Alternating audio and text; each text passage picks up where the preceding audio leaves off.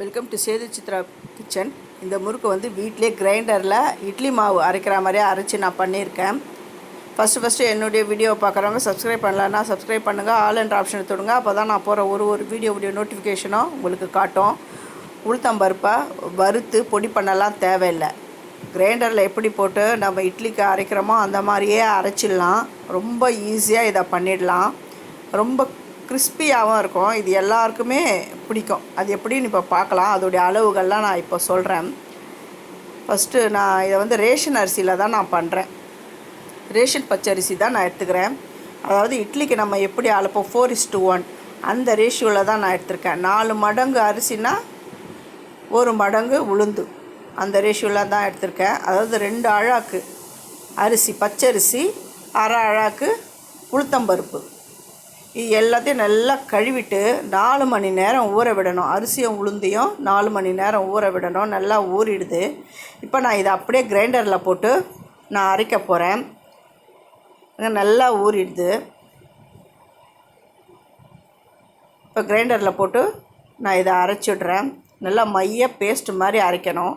இப்போ உளுந்து வந்து நம்ம நார்மலாக நம்ம வந்து என்ன பண்ணுவோம், முறுக்குக்கு உளுந்தை வறுத்துட்டு நல்லா பொடி பண்ணிவிட்டு நல்லா ஜெலிச்சுட்டு முறுக்கு பண்ணுவோம். ஒரு சமயம் வந்து நல்லா ஜெலிக்கலைன்னா அந்த முறுக்கு வந்து வெடிச்சிடும். இதெல்லாம் 100% இது வெடிக்கவே வெடிக்காது. அப்புறம் நல்லா பேஸ்ட்டாக அரைச்சிட்டேன். அந்த மாவு எடுத்துட்டேன். பொட்டுக்கடலை பொடி நான் சேர்த்துட்டேன். எள்ளு வந்து வெள்ளை எள்ளு சேர்க்கணும். கொஞ்சம் வெண்ணெய் இல்லாதவங்க என்ன பண்ணுங்கள், வெண்ணெய்லாம் என்னால் சேர்க்க முடியாது அப்படிங்கிறவங்க எண்ணெய், நம்ம முறுக்கு சுட வச்சுருப்போம் இல்லையா, எண்ணெய், அது சூடாக இருக்கிற எண்ணெயை இதில் நம்ம சேர்த்துடணும். இது வந்து ஓமம் நான் சேர்த்துடுறேன். பெருங்காயம் கரைச்ச விட்ட தண்ணியும் இதில் நான் சேர்க்குறேன். இதுக்கு தேவையான அளவுக்கு உப்பையும் நான் ஏற்கனவே நான் சேர்த்துட்டேன். இப்போ எல்லாத்தையும் ஒன்றா சேர்த்து கலந்து விடணும். நல்லா பிசைஞ்சிட்டு இதை பாருங்கள், இந்த அளவுக்கு மாவை பிசைஞ்சிடுங்க. நான் இந்த நாழியில் தான் நான் இதை செய்ய போகிறேன். அந்த முறுக்கு குழலில் எண்ணெயெல்லாம் நான் அப்ளை பண்ணிவிட்டு அந்த மாவு எடுத்து தேவையான அளவு மாவு எடுத்து இந்த முறுக்கு குழலில் நான் சேர்த்துடுறேன்.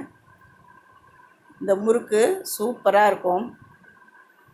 இதே மாதிரி உளுத்தம்பருப்பை வறுக்காமையே நான் வேக வச்சு, துவரம்பருப்பு எப்படி வேக வைப்போம் அந்த மாதிரி வேக வச்சு அந்த மாதிரி கூட முறுக்கு பண்ணலாம். அதையும் நான் வந்து அப்லோட் பண்ணுறேன் உங்களுக்கு. ஃபஸ்ட்டு இதை பார்க்குறவங்க வந்து சப்ஸ்கிரைப் பண்ணுங்கள். இதை ஒரு வெள்ளை துணியில், நல்ல க்ளீனான ஒரு துணியில் இதை நான் பிழிஞ்சு எடுத்துடுறேன். நான்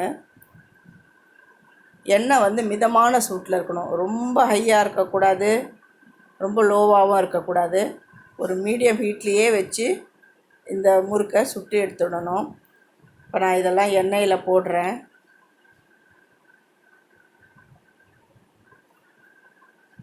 இது நல்லா வெந்து வரட்டும்.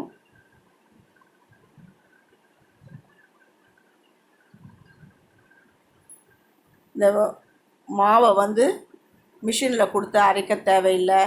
அதாவது மிக்சியில் அரைச்சி பொடி பண்ணலாம் தேவையில்லை.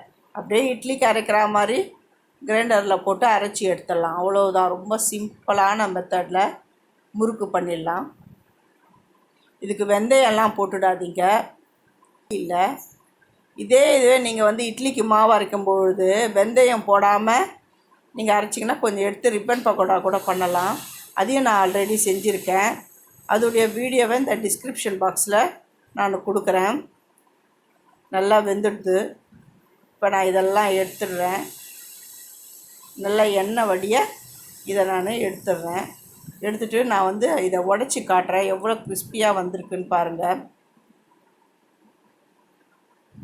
இதை நீங்களும் உங்கள் வீட்டில் செஞ்சு பாருங்கள். செஞ்சு பார்த்துட்டு எனக்கு கமெண்ட் பண்ணுங்கள். இப்போ அடுத்த பேட்சும் நான் இதில் போடுறேன்.